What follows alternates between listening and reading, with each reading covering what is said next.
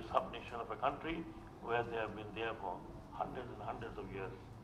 So first, the Rohingya issue has to be seen out of the box of religion. That's very, very important. We cannot give a religious color because that is the crux where the Myanmar, particularly Burmas and others, are trying to put that color. And we, the Bangladeshi government, considers it to be a human problem. It's a humanitarian problem.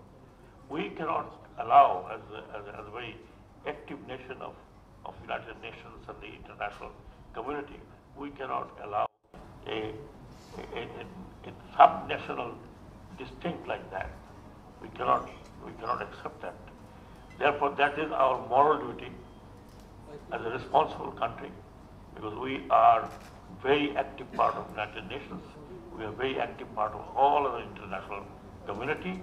We are maintaining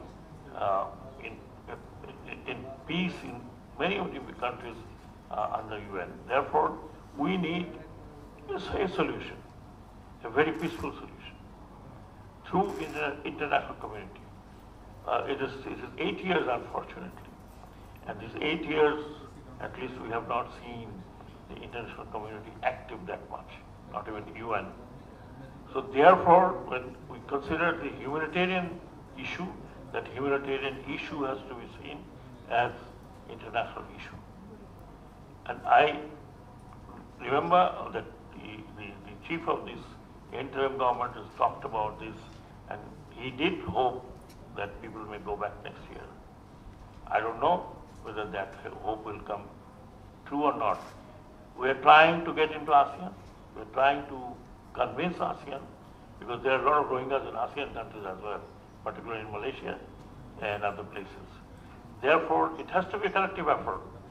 Besides, as I said once again, the color of religion, it has to be a collective effort.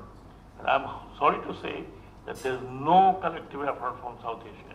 South Asia is facing a huge geopolitical shift and changes. And that is more, to me, that's a prime issue that I'm seeing for a country like Bangladesh. We may be squeezed in that geopolitical turmoil that is happening. 3 countries are particularly involved in the whole of the gamut, what's happening in Myanmar. It's not only Rakhine state, it's the state of Karen, it's the state of 𝗥𝗶𝗃𝗀𝗃, it's 𝗔𝗃, so many others. So once I believe that our effort has been diplomatic, not military solution. I believe the military cannot resolve this kind of crisis. Then probably we would not have seen so long, or for 70 odd years, the crisis of Palestine could have been resolved militarily. Therefore, it has to be combination of diplomacy, combination of international help, and of course, the backing by the military. But I am no way, as Mr. 𝗲𝗺𝗵𝗁 said, I am no way saying that there has to be a military solution. Military never resolved any crisis. Military can hold the crisis for some time to be resolved by the diplomats. And I'm sure our diplomats are working day and night, but we need international community understanding and help. Not to keep this problem alive, but to settle this problem. And this problem with international help can be settled, but without international help, it cannot be settled. It cannot be continued as a humanitarian refugees and humanitarian succor, that you have to give money and they should remain here for long, for 10 years, 20 years, 30 years. We have seen the fate of our brother in Palestine. We have seen the fate of many others, refugees. Unless you settle, this will increase one after another, one place to another place. We can't, as we are a very poor country, we can't afford to keep 1.5 now, if I'm not wrong, or 1.23, and increasing every year, I think 30 to 40,000 new faces. Therefore, the government of Bangladesh is determined These are the people have to go back to their own motherland. And these are the people who have the right to be there, like any other ethnic people there in Myanmar.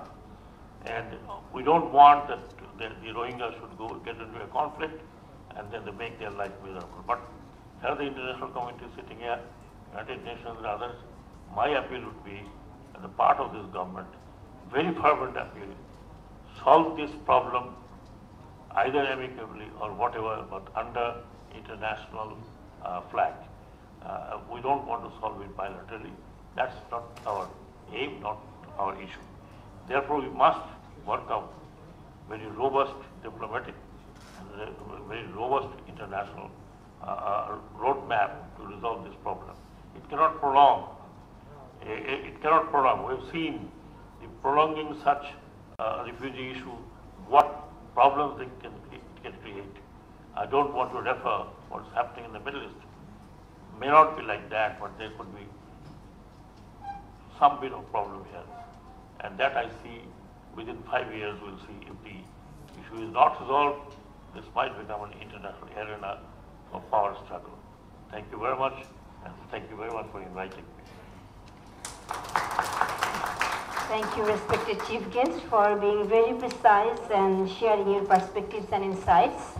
With that, we would like to end this session now, and we all know that it's already prayer and lunchtime, so for that we would like to take an hour break, and I'd like to request respected guests to come back to this room by 2:30 p.m. for the next session. With that, I thank you once again, representatives from international community.